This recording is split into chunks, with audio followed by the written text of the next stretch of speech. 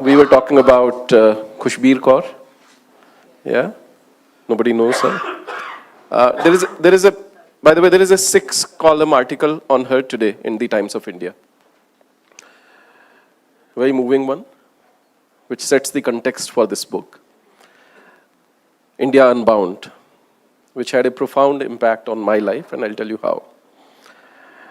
Well, when I read the book again, reading some books is like watching a Bond movie again. You appreciate it, you like the character, you know what's going to happen. But reading this book again was like watching Casablanca again. I discovered new meanings. I appreciated it all the more. But also it was a very agonizing experience. It's not a happy book. It talks about India, it talks about the dark times. It talks about a lot of tough things. And if you are a patriot like me, if you feel things, what went wrong, then you will really be touched by this book. What is it about? Is it an autobiography? It is, actually. And the character is not somebody else, it is Mr. Das. Am I right, sir? It is you and your family. Okay? Maybe not. It is an historical account of India pre-independence, post-independence, and post-liberalization. It is a book of economics. You tend to understand economics very well when you go through this book, even if you are not an expert at it. But most importantly, I read it like a lyrical novel with India as its muse.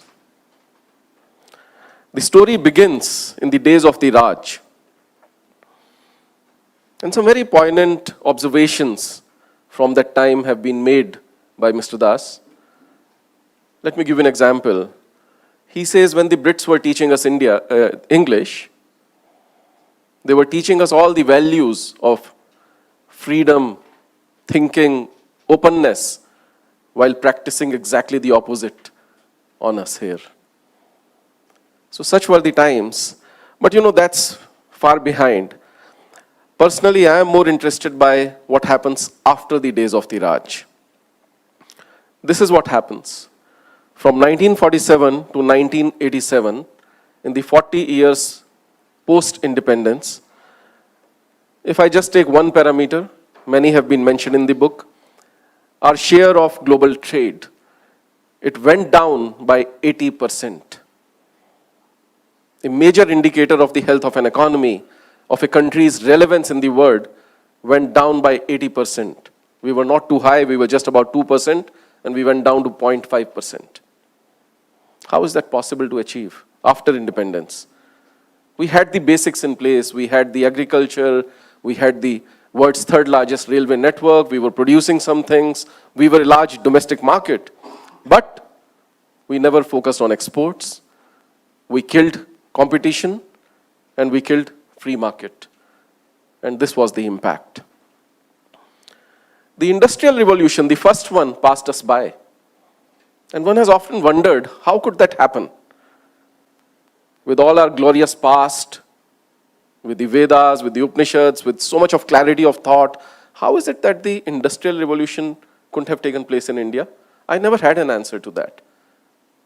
This book gave me an answer, and I'll share that with you shortly. There's no right or wrong answers, but I must say that is by far the most convincing argument that I found yet. But what about now? What about the current times when we have all the parameters in place? Why didn't it happen still? So the answer lies in possibly our 4 Varanas. And this is a little trick I play very often after reading this book, because I was also ignorant before reading it, that how many Varanas we have, how many divisions we have in the society, and everybody says 4. Brahmin, Kshatriyas, Vaishyas, Shudras. And we don't talk about the 5th one, a typical case of our hypocrisy, the untouchables. We all know they exist, but we somewhere bracket them in Shudras, okay, that's how it is. And when the Mandal happened in 1990, 89, 90, and suddenly there was this big fat reservation for the OBCs, all of us were left wondering, where did the OBCs come from? We already had this reservation for the SCs and STs. What is this OBC thing all about? So this book gave me this beautiful answer, this insight. What it also touched upon is that why the Industrial Revolution could not have taken place in India in context of these Varnas. Because the Brahmins, the educated ones, were the thinkers. They had the right to think in the society. The people who were working with their hands were the Shudras or the untouchables combined.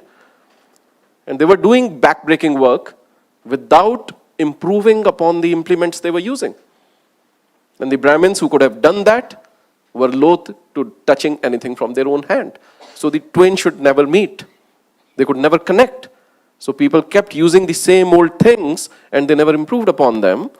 And Industrial Revolution was not just James Watt waking up one day and steam boiling in the kettle, which is what we are taught in the beginning of our history or geography, and saying, Eureka, here is how you make the steam engine.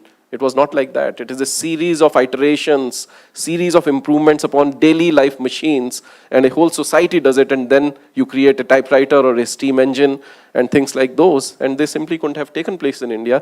It was a beautiful explanation for me. But by the same account, there was another revolution which did take place in India, which is the IT revolution, which the book beautifully explains that because our Brahminical instincts kicked in, and we were here to think.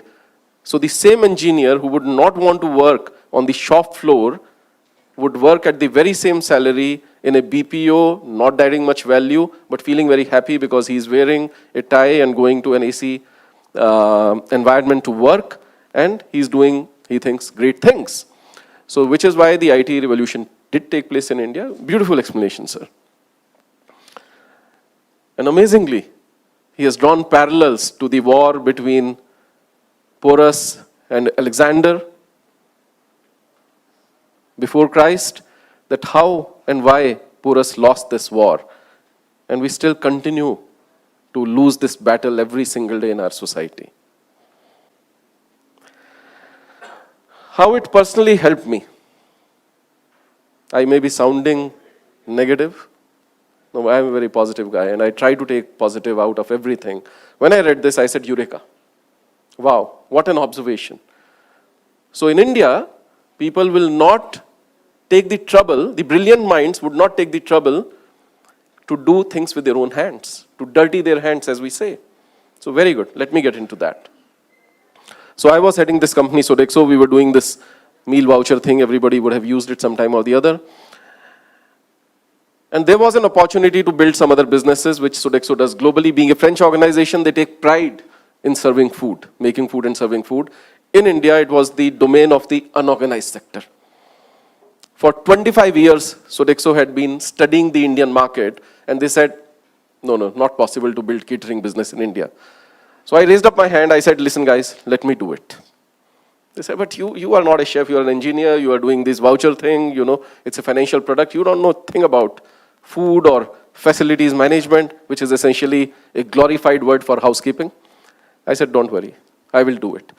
And I said, I'll put the best minds on the shop floor. I'll put the best minds with the chefs inside the kitchen.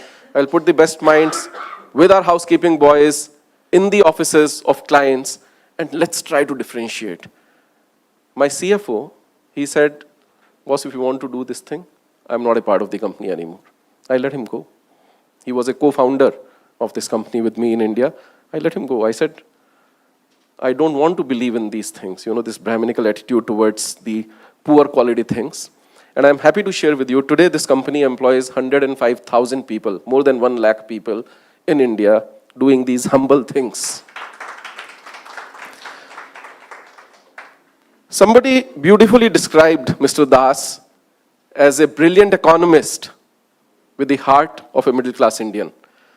So I'm taking the liberty of calling him a middle-class economist. Simply because in this book, he beautifully answers so many of the questions that have haunted the middle class for so long. Things like, don't go in this slide, it's just a model for wage goods economy. So what it means is, why India did not adopt a wage goods model of growth after independence.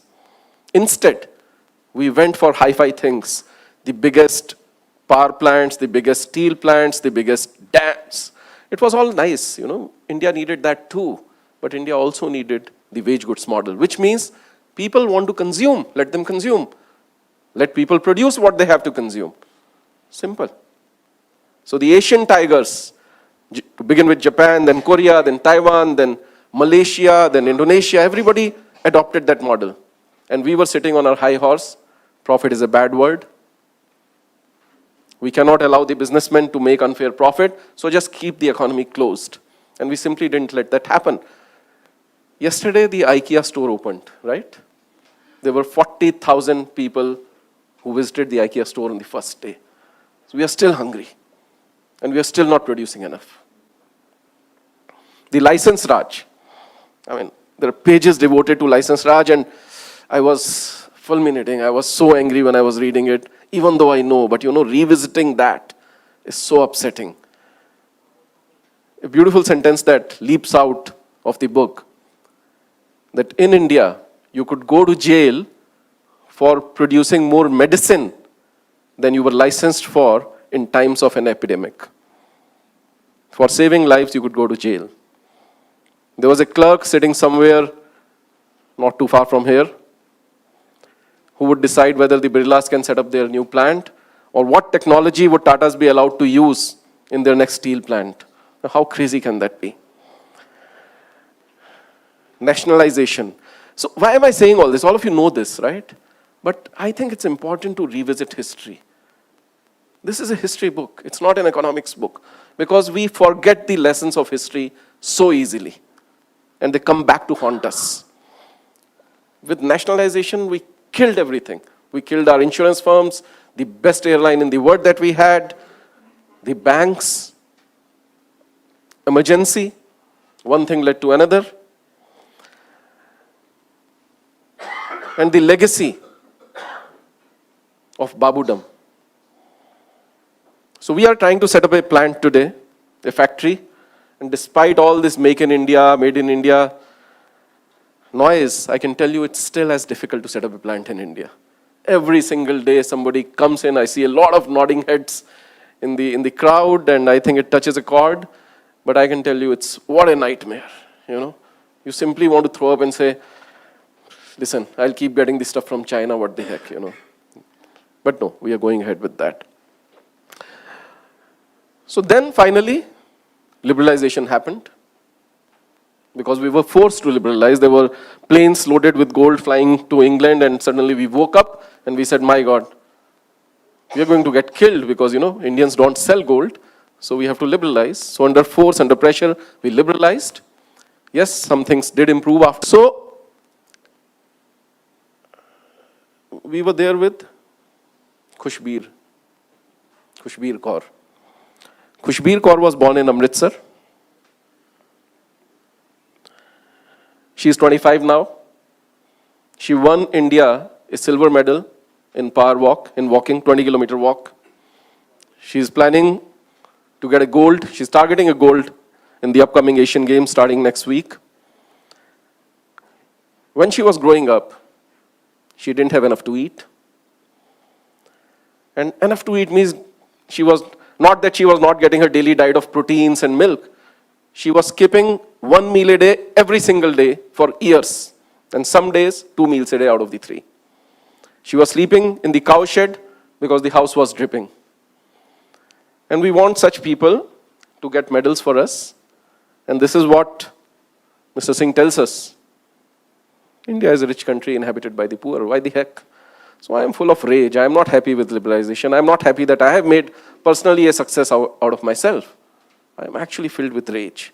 How the hell could this happen? And I think the book addresses these issues very well. And that's why I love it. The Holocaust, all of us know it by heart, it killed 6 million people. According to me, 600 million people have died or have lived lives worse than death in India over the last 60 years.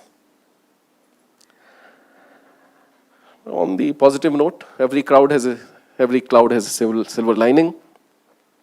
So what Mr. Das really celebrates is the spirit of the bazaar, the verve of the banya. And when he was standing here today, I was trying to imagine in him that 22, 23-year-old guy who was sent by his CEO to feel the bazaar, and how he would have gone and spoken to the dealers and distributors and retailers and shopkeepers and tried to understand what it means. And this is the spirit he really celebrates. And it changed my life again. Why? Because growing up in a middle-class family, government servants, as parents, we always looked down. We were taught to look down upon the businessman. When the Maruti came in 1984, and a few of our neighbors started driving Maruti, we were told, "Arey, wo businessman hai, kala paisa hai." So we just assumed कि काला ही होता है पैसा. And I lived in that lie for so long. I could never imagine myself to be a trader, a businessman, a lala, till the time I read this book. For the first time, I understood the contribution of the Baniya, of the trader, the Marwadis, to the Indian economy. And I was so upset. Why do we hide all this? Why don't we celebrate that? This book celebrates that. It gave me the conviction to become an entrepreneur. And 10 years back, I took that decision. I think it was an unfinished agenda in my life, despite all the other successes in my career. And today, sir, when we did that exercise, 30-second, close your eyes and imagine you were to be dead in the next 3 months.